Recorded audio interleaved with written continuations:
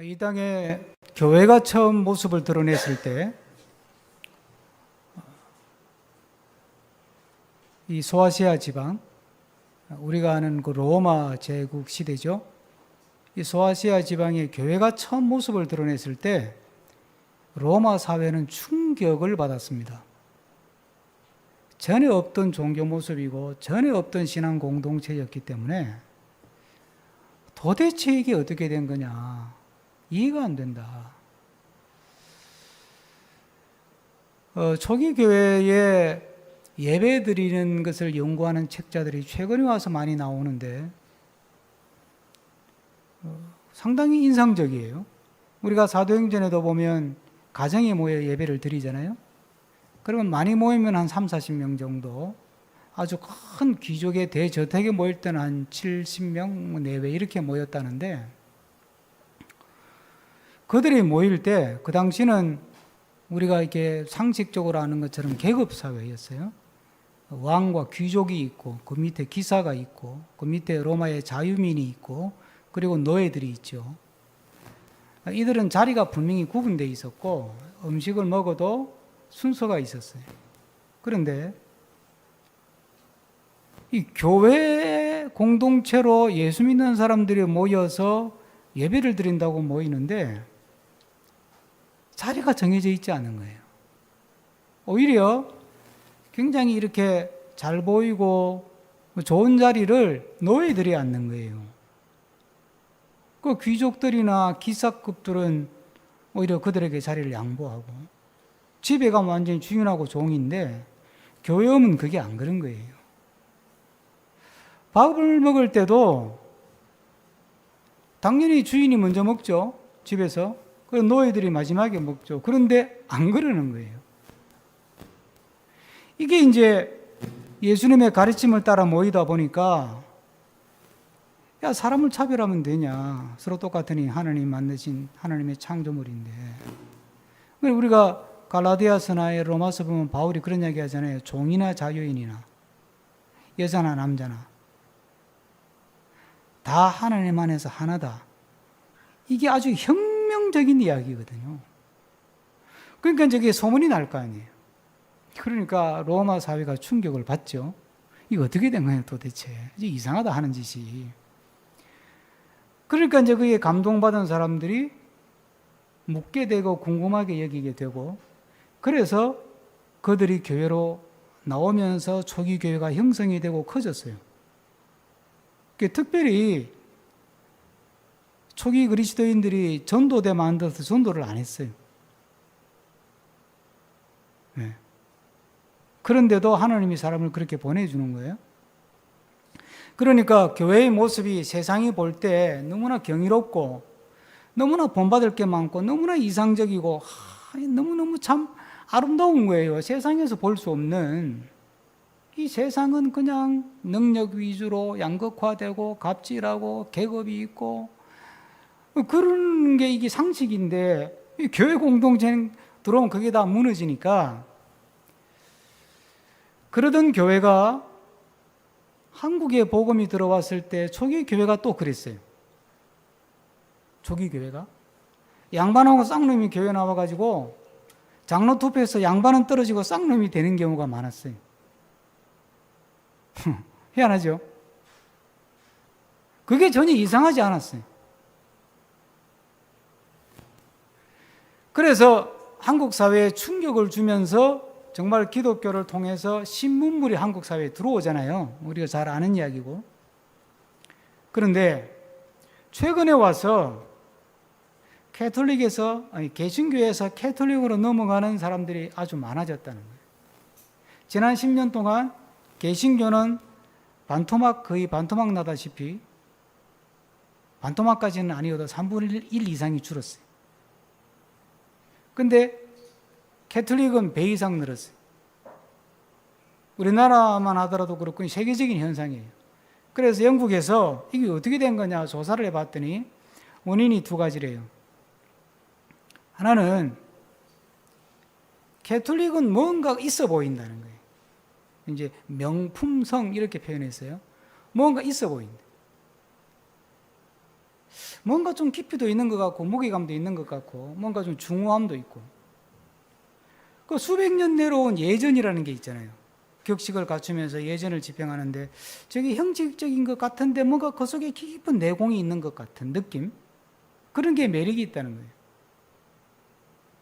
또 하나는 개토릭이 접근성이 되게 높은 줄 알았는데 막상 들어가 보니까 접근성이 굉장히 낮더라는 거예요. 진입 장벽이 거의 없더라는 거예요. 근데 반대로 개신교는 종파도 많고 교파도 많고 뭐 중구난방이고 뭐 어떻게 도대체가 어떻게 이게 뭔가 정리가 안 되고 그 예배를 드리는 것도 상당히 좀 이렇게 좀 천박해 보이기도 하고 뭐 형식도 제대로 없고 그 이게 뭐냐 하는 그런 회의가 이제 생기고 막상 개신교는 누구나 오세요 그런데 들어가 보면 그 안에 장벽이 굉장히 많다네요. 그럴 수밖에 없는 게 설교를 해도 우리는 성경의 언어로 설교를 하잖아요. 구원, 회심, 영생, 천국, 뭐 헌신 이게 다 종교적인 언어들인데 우리가 아는 것처럼 캐톨릭은 설교가 거의 없잖아요. 있어도 그냥 중앙에서 내려온 거 한 5분에서 7분 정도 읽고 끝나니까 그건 주로 예식을 중심으로 하잖아요. 그러니까 말이 별로 필요 없으니까 이해하기가 쉬운 거예요. 그 느낌으로 받아들이면 되니까. 그러니까 진입장벽이 낮지. 근데 교회 안 다니는 사람이 교회 들어와서 설교를 처음 들어보면 뭔 말인지 하나도 모르는 거야. 성경에 대한 지식도 없지. 구원, 칭의, 영생, 도대체 뭔 말인지 감이 안 온다는 거죠.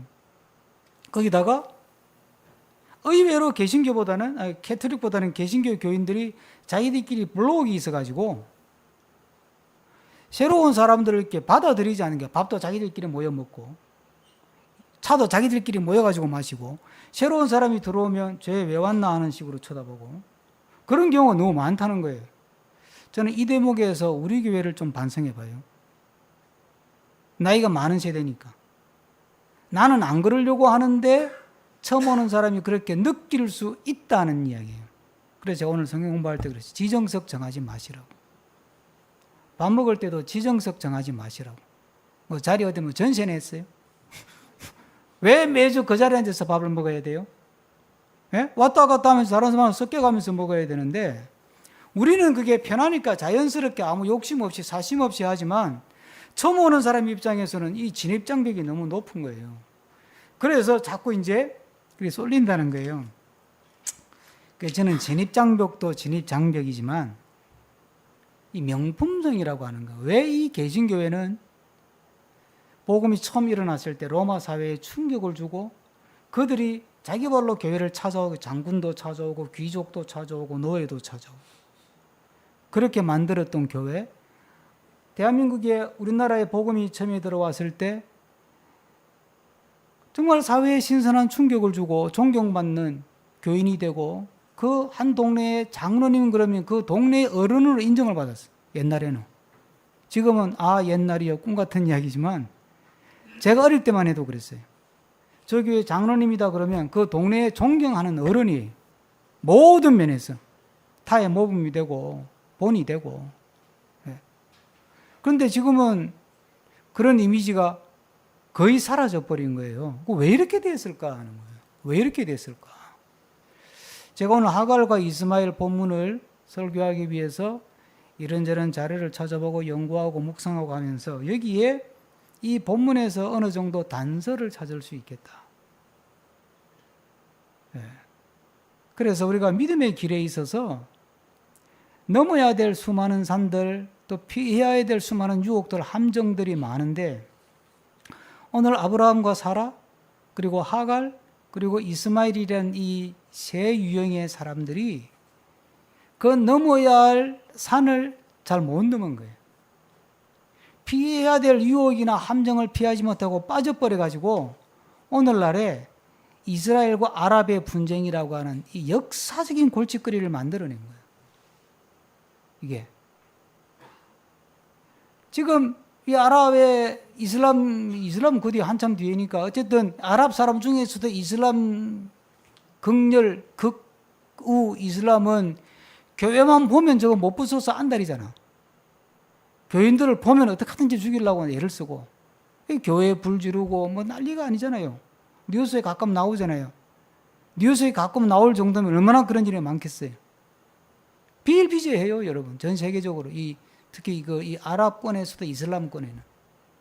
똑같은 아랍 사람이 살아도 이슬람권이 아니면 또 안 그렇거든. 그건 어떤 이제 종교적인 충돌인데, 근데요, 봐요. 자, 아랍 사람의 조상이 누구예요? 이스마일이에요. 그러면 이슬람의 뿌리는 어디예요? 어디서 나왔어요? 코란? 코란의 뿌리는 어디예요? 구약 성경이에요.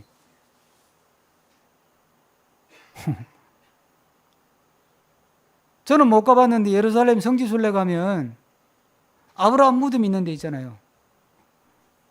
개신교 쪽에서도 우리 믿음의 조상이라 그러고 이슬람도 믿음의 조상이라 그러는데 누구 조상이야?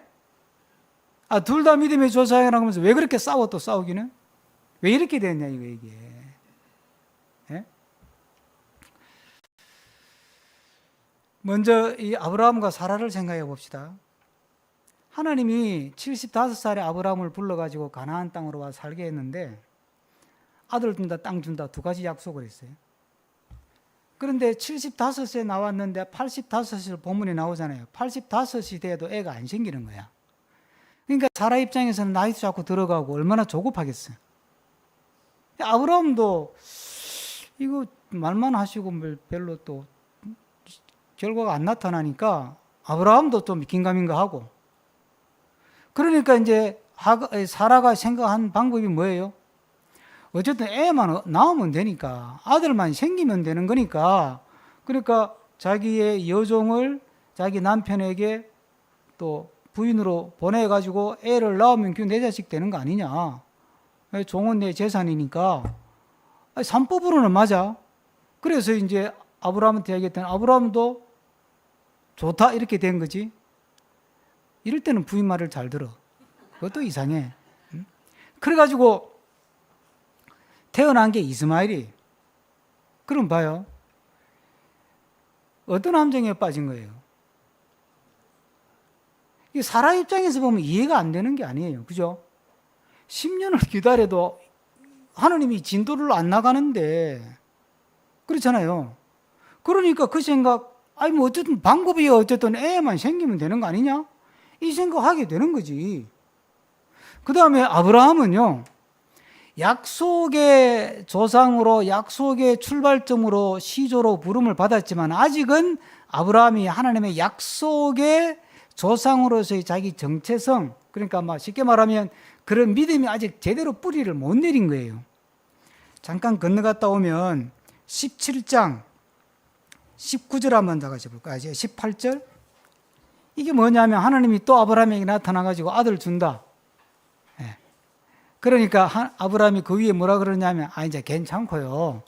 이스마일 생겼으니까 이스마일이나 그냥 뭐 잘 봐주세요. 이렇게 이야기하는 거거든요. 18절 다 같이 읽습니다.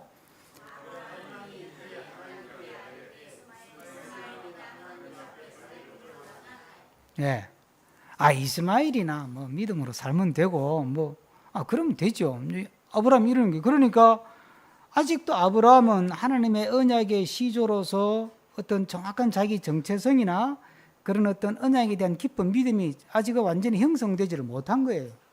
그러니까 아브라함도 생각하기를 믿음이 아직 제대로 이게 자라지 못하고 성숙하지 못하니까 뭐 하나님이 준다고 그랬으니까 방법이 어쨌든 애만 생기면 되지. 그러니까 좋다. 이래가지고 이스마엘을 낳아버린 거예요. 그러니까 기쁨은 잠시, 고통은 영원히 돼버려요. 우리가 믿음 생활할 때 믿음의 길을 가면서 방법에 어쨌든 결과만 좋으면 되지, 열매만 맺으면 되지, 이 유혹을 떨쳐내기가 그렇게 어렵다는 거예요. 우리 이런 말 있잖아요. 뭐로 가도 서울만 가면 된다. 믿음에는 그렇게 하면 안 되는 거예요. 믿음은. 그래서 우리 인간의 어떤 심리 속에는 왜 그 후광 효과라는 말 아시죠? 결과가 좋으면, 그동안 잘못한 거 다 눈 감아준다는 거 아니에요. 휴광호과의 그 기본 원리가, 그러니까 기본적으로 심리학에서 후광 효과라는 말을 쓸 때는 백그라운드 이펙트. 예? 예쁜 여자애가 사고를 쳤어. 그러면 뭐라고 해요? 에이, 그럴 리가 없지. 이렇게 얘기한다니까? 그리고 진짜 사고 쳤어. 그럼 그래? 에이, 그럴 만한 사정이 있겠지. 또 그런다? 아, 그럴 만한 사정 없어. 지가 사고 친 거야. 그럼 뭐라 그래요? 아, 예쁘니까 그냥 넘어가. 또 이런다. 공부 잘하는 애는 선생님한테 대들어도 봐줘. 친구 때려도 봐줘. 친구를 왕따시켜도 봐줘. 왜? 얘는 공부를 잘하니까. 성과만 좋으면, 결과만 좋으면 다 된다는 이야기지. 그런 천박한 생각이 만들어낸 신학이 성장주의 신학이고, 그렇게 천박한 생각에서 만들어낸 신학 양태가 번영의 신학이에요. 예? 뭐 신학적으로 이렇게 깊이 설명하면 머리 아프니까, 그 번영의 신학, 성장주의라는 게 그런 거예요. 열심히 기도하고 열심히 믿으면 예배당 커진다. 안 커지는 거는 잘 안 믿으면 못 믿은 거다. 이 말 아니에요. 그 다음에 번영의 신학은 뭐예요? 믿음 생활 열심히 하고 헌금 열심히 하고 말씀대로 순종하면 부자 된다는 게, 부자 못 된 사람은 헌금이 부족했거나 기도가 부족했거나 열심히 못 믿어서 그런 거지. 그러니까 예수를 열심히 믿고도 부자가 못 된 사람은 늘 죄책감 가지고 있는 거야. 내가 헌금을 좀 더 했어야 되는데, 기도를 좀 더 했어야 되는데, 교회 충성 봉사를 좀 더 했어야 되는데, 다 내 탓이요. 이런다? 그게 왜 내 탓이야?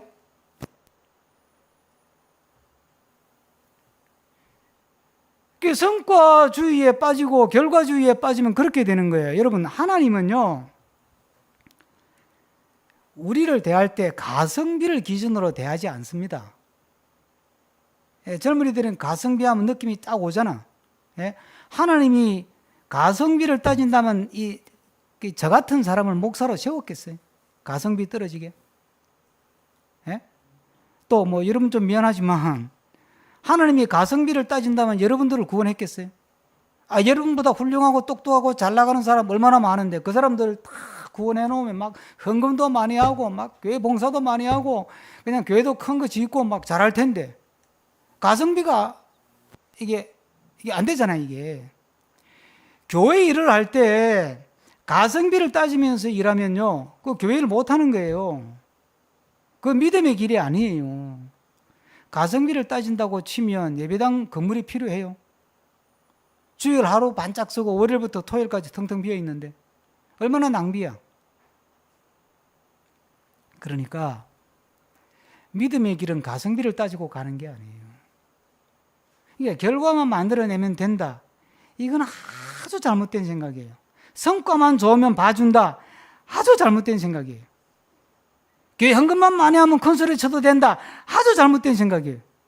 교회에서 충성봉사 열심히 하는 사람은 믿음 좋은 거니까 그 사람 박수 쳐줘야 된다. 아주 잘못된 생각이에요. 우리가 믿음 생활을 하다 보면 사업이 성공하기도 하고 실패하기도 해요. 시험에 붙기도 하고 떨어지기도 한다니까. 일이 잘 되기도 하고 못 되기도 하고. 그 믿음 생활이라는 게 뭐예요? 이런 성과를 내는 게 아니라 내가 바라는 부자가 되고 내가 바라는 성과를 거두고 내가 바라는 열매를 거두고 내가 바라는 결과를 쟁취해내는 것이 믿음의 길이 아니에요. 천국은 심노하는 자를 빼앗는다는 그 성경 구절을 가지고 믿음으로 쟁취하면 부자가 된다.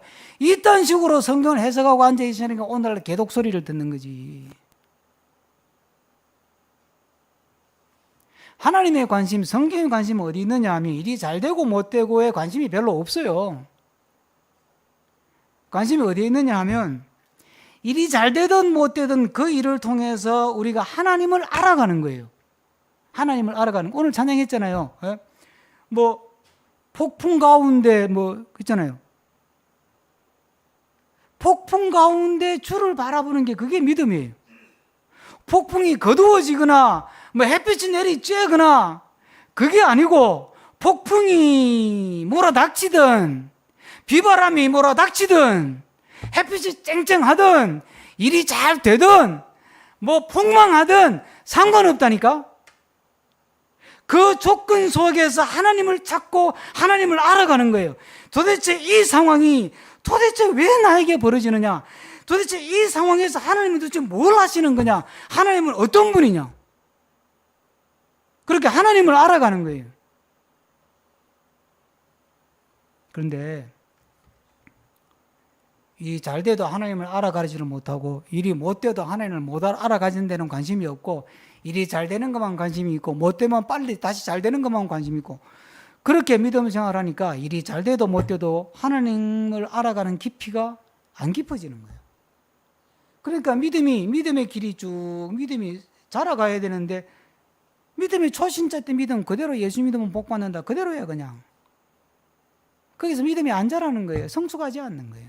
그러니까 하나님이 때로는 고난도 허락하시고 시련도 허락하시고 그래서 하나님을 찾게 만들고 그러면서 하나님을 알아가게 만들고 여러분이 그렇게 수많은 간증을 들어봤겠지만 고난을 겪지 않고 하나님을 깊이 알아간 예가 있습니까? 없습니다. 혹독한 고난을 겪고 찢어지는 가난 속에서 하나님을 알아가는 데 집중하고 하나님을 바라보는 데 집중한 사람은 그 속에서 진리를 발견하고 그 속에서 하나님을 찾게 되고 그 속에서 하나님과 함께하는 삶을 온전히 세워갔어요. 그리고 그걸 통해서 선한 영향을 세상의 주변 사람들에게 미칠 수 있었어요.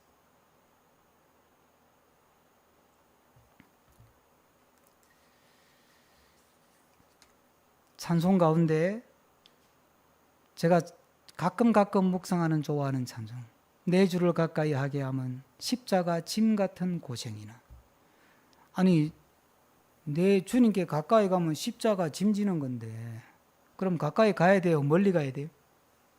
멀리 가야지. 그런데 가까이 간다니까 믿음이 들어가면. 이건 도대체 뭘 말하는 거예요? 이거 어디서 온 거예요? 이 에너지는.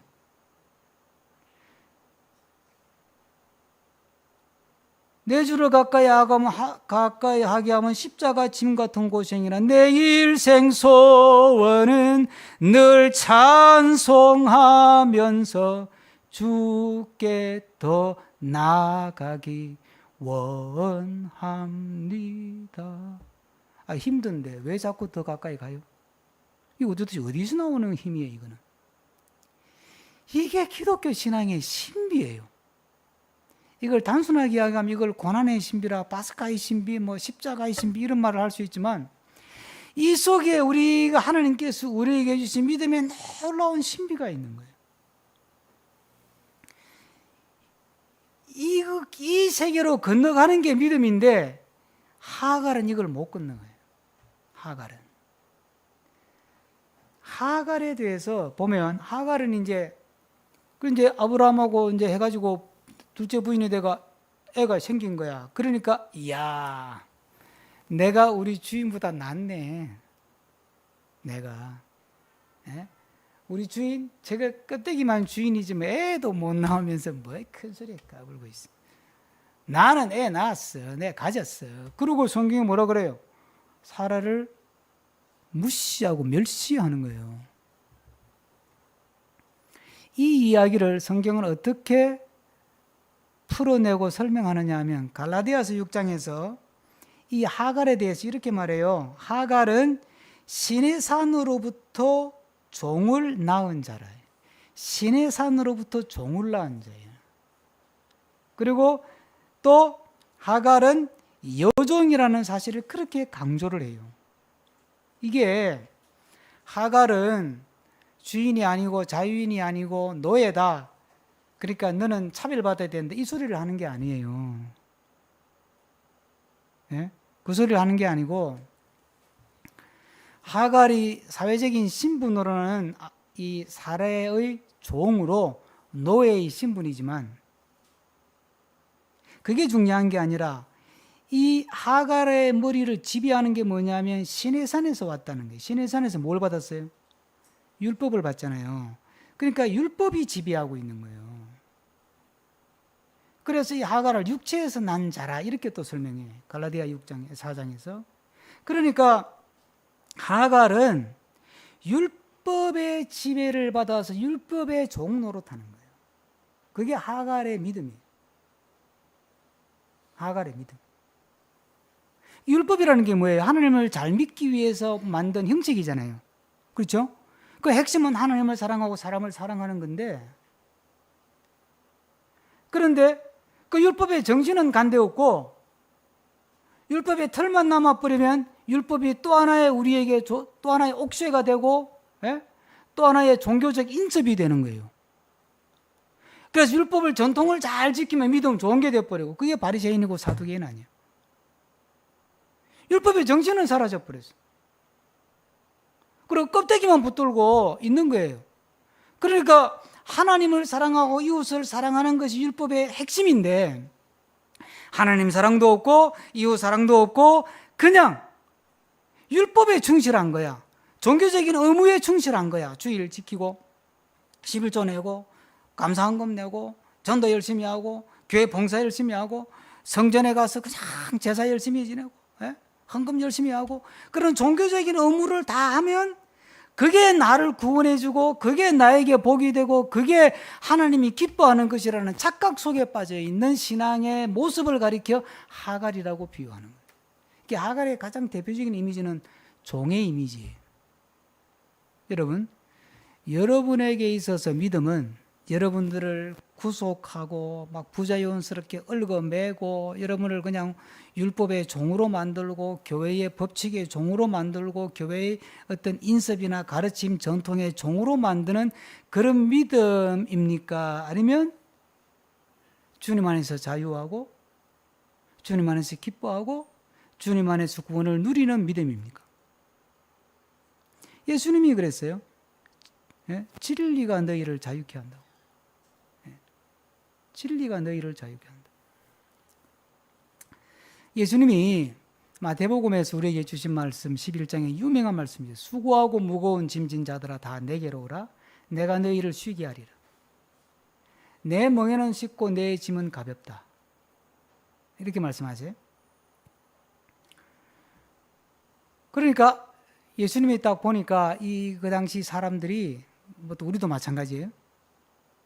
다 뭔가 짐을 하나 지고 있는 거야. 짐을. 인습의 짐, 율법의 짐, 종교적 의무의 짐, 또 삶의 짐, 근심 걱정의 짐, 불평, 불만, 원망의 짐, 이런 짐들을 막 잔뜩 지고 사는 게 너무 힘들어 보이는 거예요. 그래서 그걸 수고하고 무거운 짐진 자들아. 그렇게 말씀했어요. 나에게 오라. 내가 너희를 짐 다 벗겨줄게. 이래야 되는데 그 다음 말씀이 뭐냐면 내 짐은 가볍고 내 멍에는 쉽대. 그러면 짐은 짐인데 멍에는 멍에인데 다른 멍에가 있다는 이야기죠. 그렇죠? 그 예수님이 주시는 멍에가 뭐냐는 거예요. 그 예수님이 화법을 보면 짐을 벗겨준다는 거야? 안 벗겨준다는 거야? 짐지고 수고한다 그러니까 내 멍에를 져라, 내 짐을 져라, 내 짐은 가볍다. 그러니까 여러분 똑같은 짐을 져도요, 그냥 억지로 주어진 짐을 지면 너무 힘들어요. 그렇죠? 그런데 내가 지고 싶어서 지면 힘이 안 들어요. 제가 어제도 밭에 가서 방울포도도 마지막 따왔어요. 점심에 간식으로 드세요. 디저트로. 이제 마지막 끝물이 없어요. 이제 다음 주에 또 방울토마토 찾지 마세요. 이 대학 볕에 방울토마토 밭에 들어가서 방울토마토 따고 가지 따고 힘들죠. 그런데 저는 그게 재밌고 좋아서 하는 거예요. 그 힘든 거 왜 하냐 자꾸 그러는데 왜 내가 좋아하는 걸 못하게 말려요?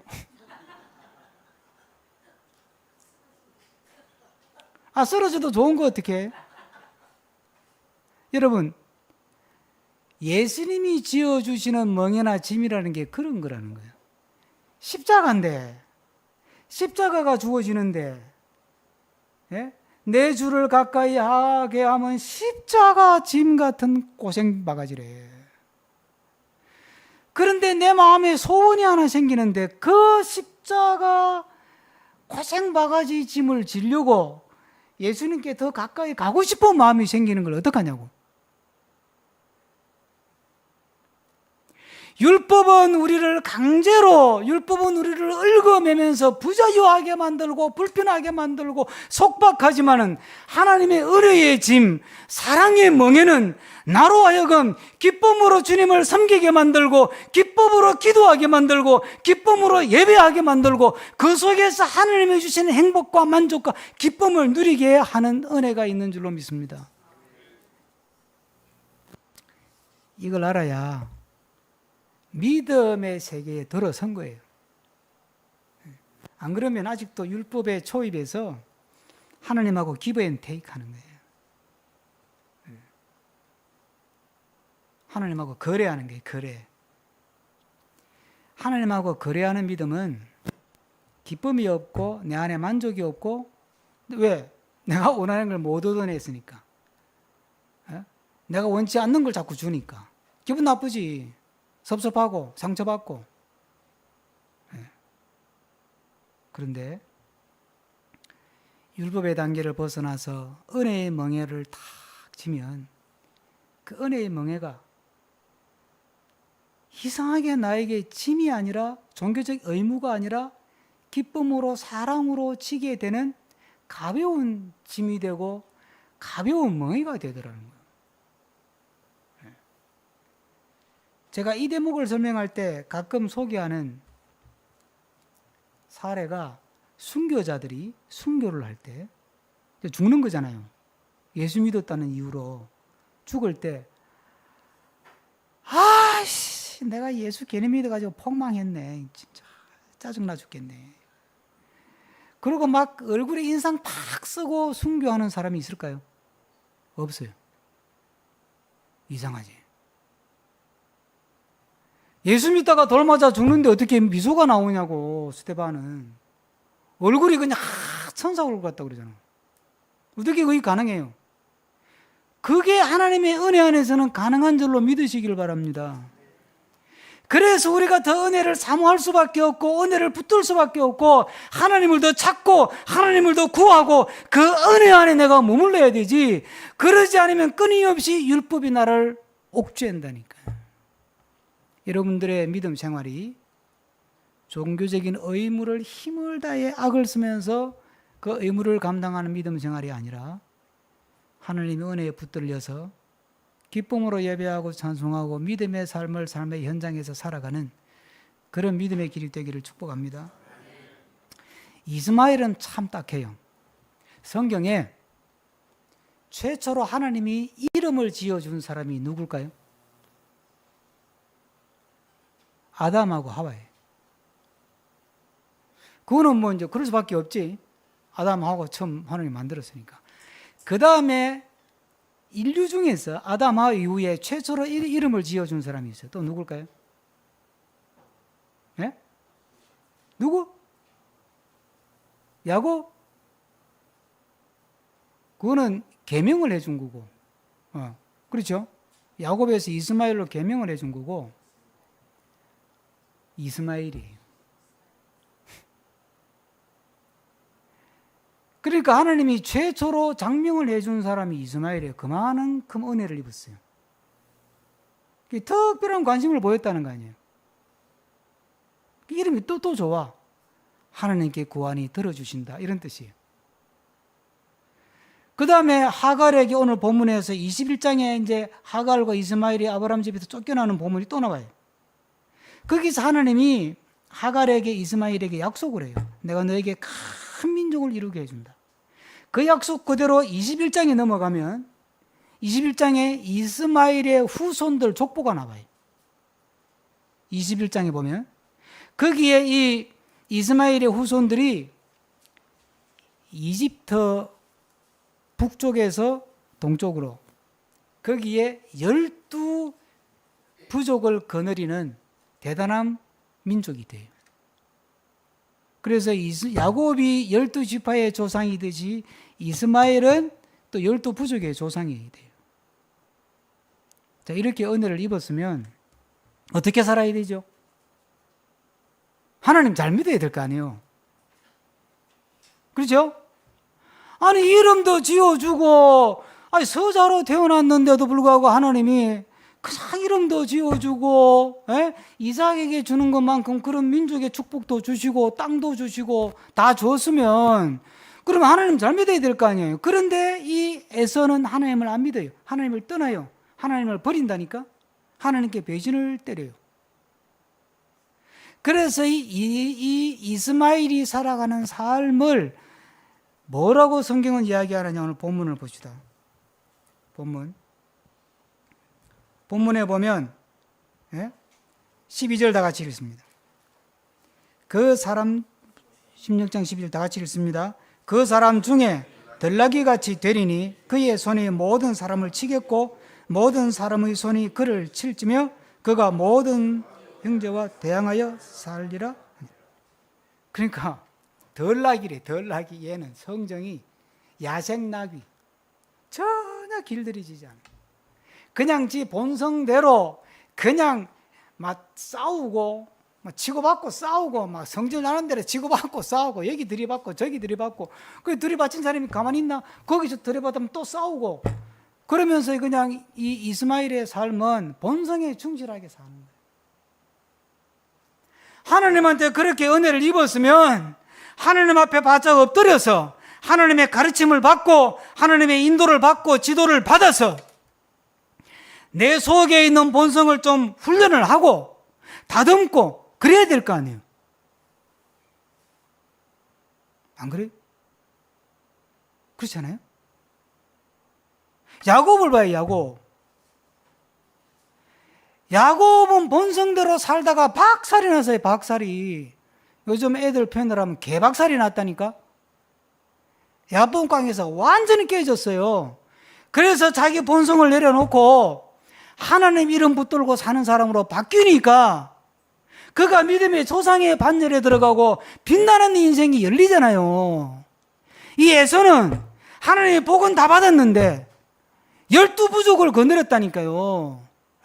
왕이 됐다니까.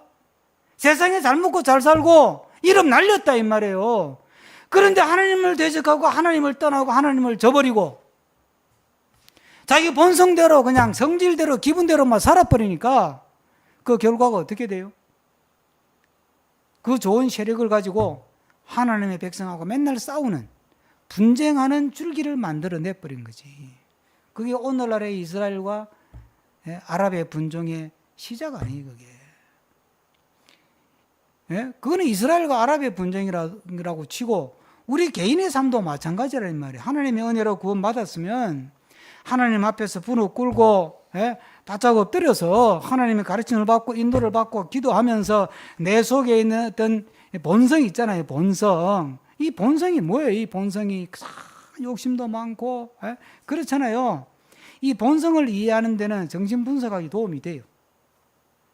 이 본성이라는 게 길들이기가 얼마나 어려워요.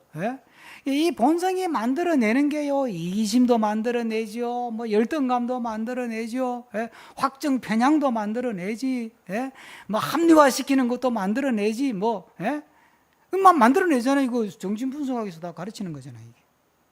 책임 전가하고 이게 다 본성이 있는 거예요.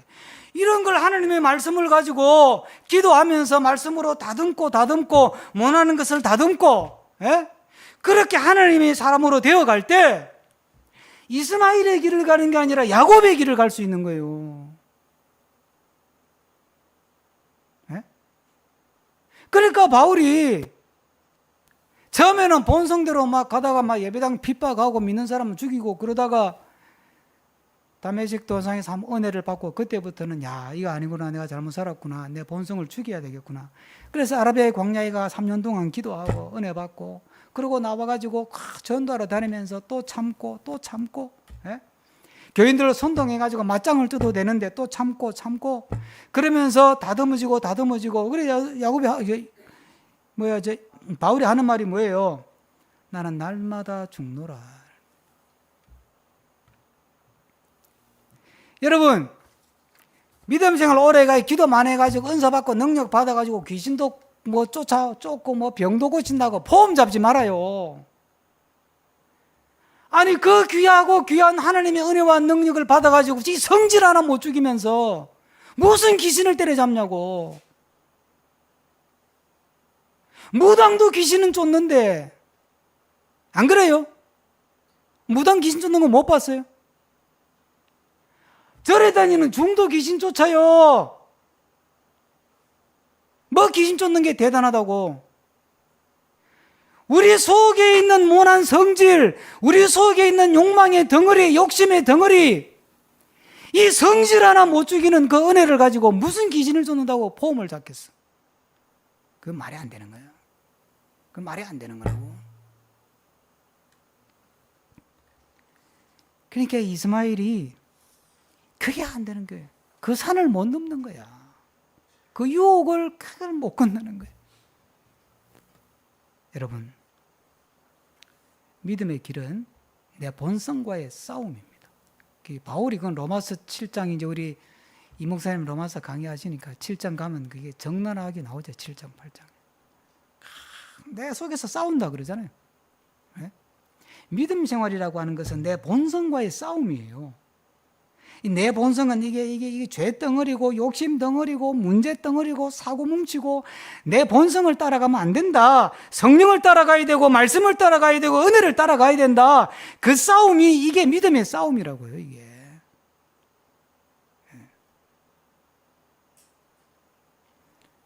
그럴 때 성령의 열매를 맺는 건데 마귀는 자꾸 본성을 부추기는 거야. 야, 본성대로 살아라.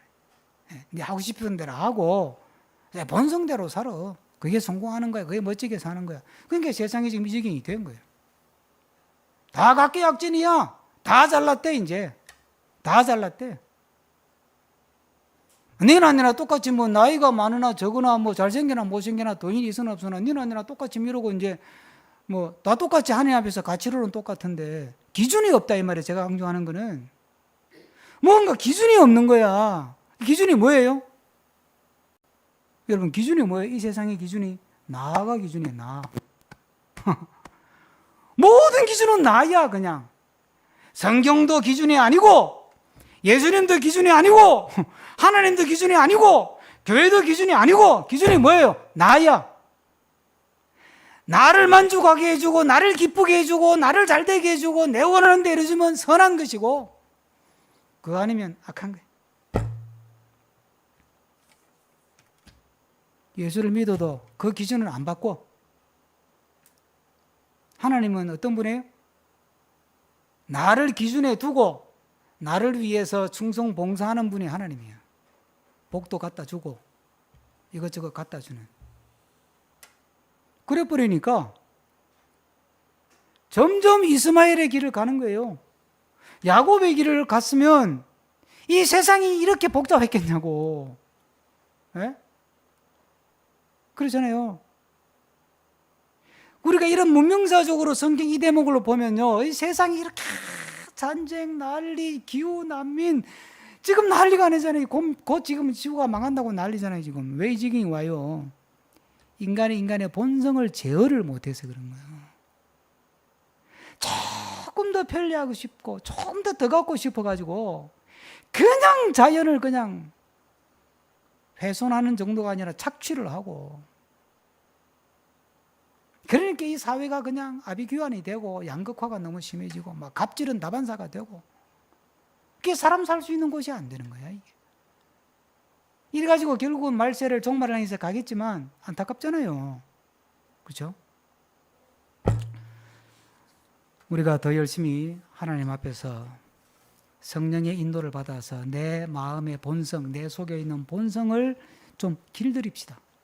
말씀으로 길들이고 성령으로 길들이고 은혜로 길들여서 하나님의 축복을 담아내기에 최적화된 그런 마음 상태를 만들어서 이스마엘의 길이 아니라 야곱의 길을 감으로 하나님 앞에서 빛나는 삶을 살아가는 우리 모두가 되기를 축복합니다. 기도하겠습니다.